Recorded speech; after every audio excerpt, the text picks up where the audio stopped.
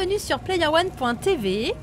Salut Sad. Je m'étouffe, mais salut Vanessa, tu vas bien? C'est l'émotion. Ah Il vient ouais, de se pardon. scratcher en avion. Ouais. Et donc forcément il a un petit peu de mal à s'en remettre. Donc nous vous testons tous les deux aujourd'hui le The Fidelio Incident.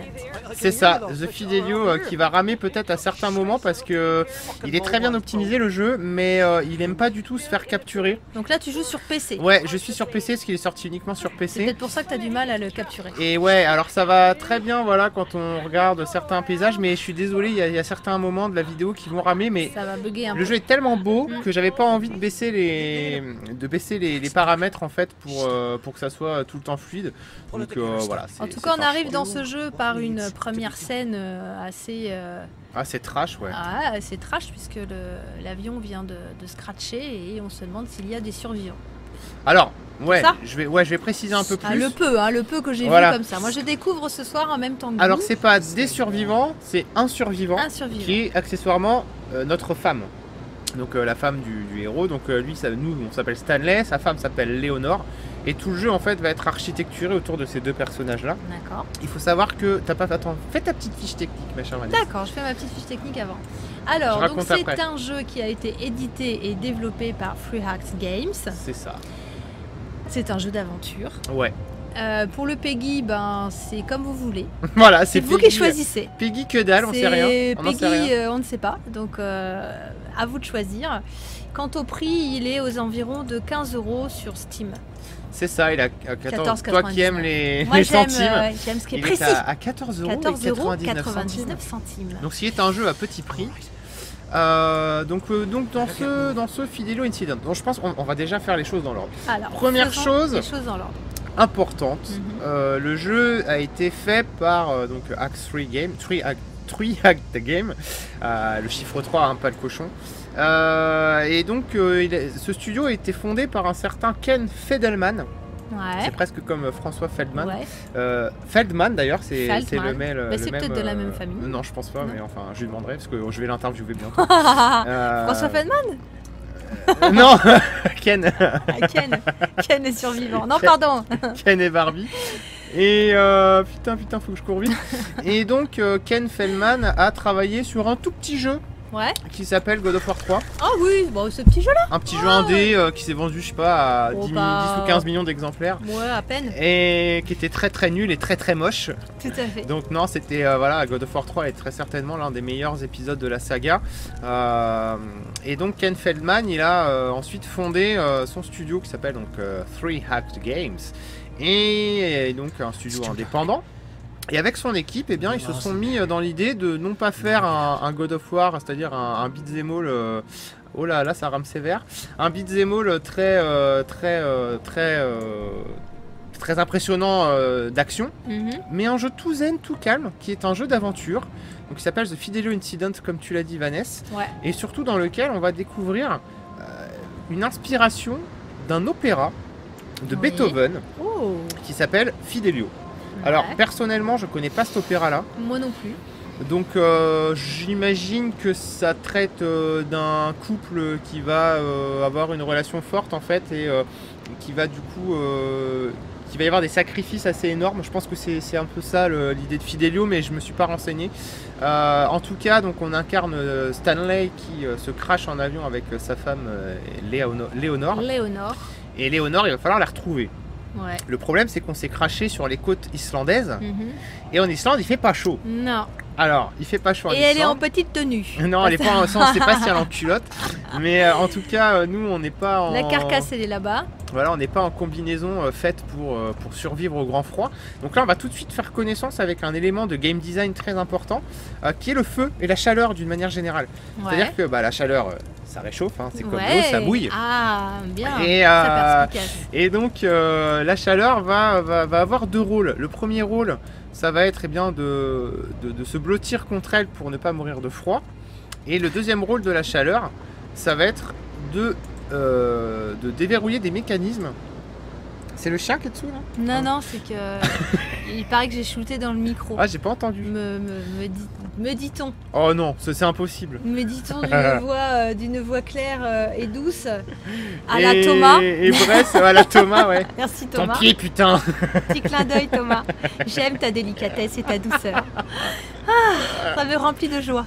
Et donc, je disais que au niveau voilà, de la chaleur, en fait, c'est elle qui va vous faire résoudre des énigmes qui sont pas dures, mais qui quand même te bloquent pas non plus, mais qui te permettent de réfléchir un peu.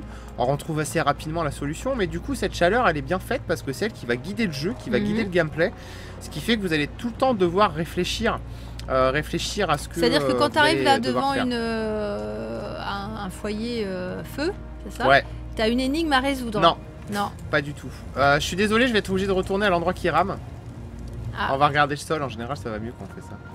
Alors là bien sûr on peut pas y aller. On voit même plus rien du tout. Donc il nous l'a dit. Bon, c'est bon. Voilà, on va plus ramer dans une demi-seconde. Et donc, non, en fait, si tu veux, tu as des tuyaux. Je préfère quand tu me parles comme ça, Thomas. Soit tu as Vanessa, soit tu vas avoir... C'est ici que ça se passe, hein. Le chat on s'en fout. Hein. Je plaisante, non, on bien sûr. s'en fout pas, la non. communauté est aussi importante. C'est clair. Que de vous présenter effectivement ce jeu. Alors au niveau du gameplay, si tu veux, tu vas avoir de temps en temps soit des endroits en flammes comme ça, donc ça va juste te servir à te réchauffer.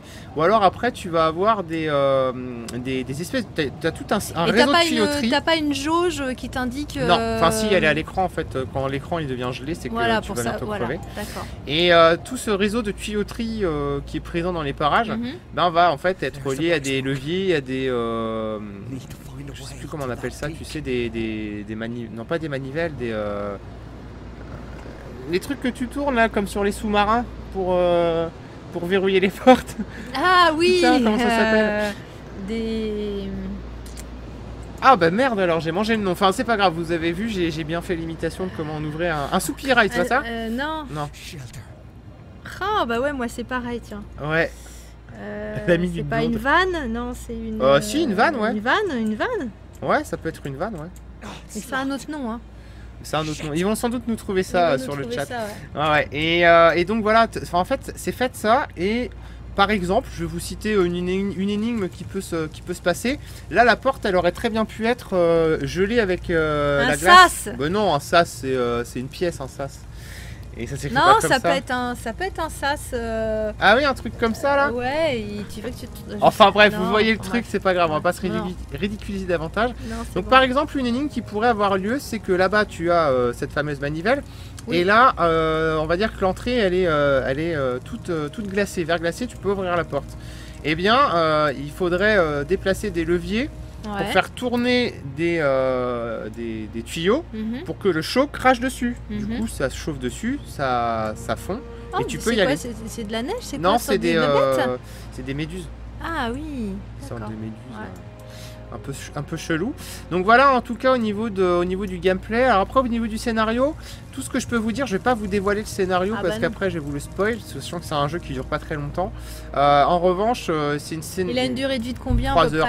Ah oui, effectivement. Pour 15 € ça va, mais c'est quand même pas très long. Au niveau de la narration, on a une narration en fait qui est sur plusieurs étapes. Vous allez avoir, vous avez vu, hein, Stanley parle, il parle aussi au talkie avec Léonore, et vous allez trouver des feuilles. Alors ça c'est le passé. Donc comme tu vas pouvoir t'en douter, le passé et le présent vont ne faire plus qu'un au bout d'un moment dans la narration.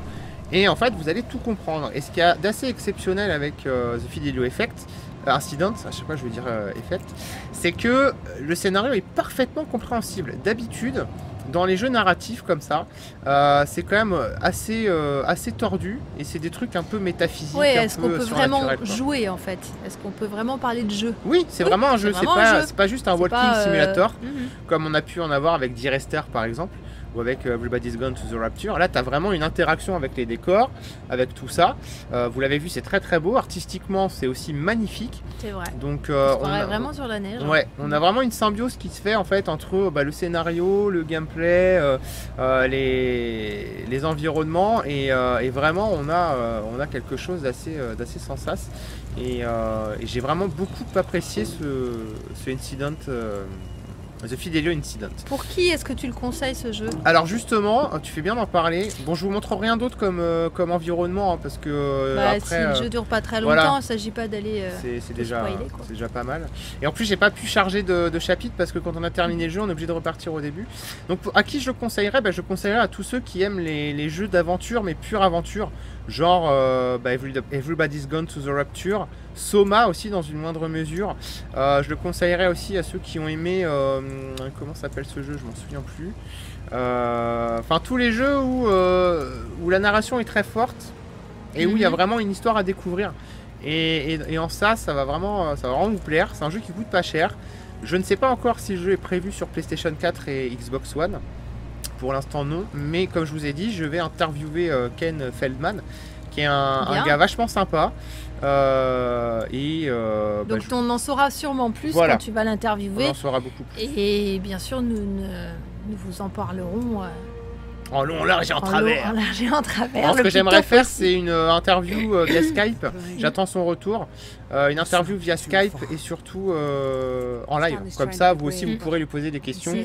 Ça serait quand même. Ouais, ça serait pas mal. Plus sympathique.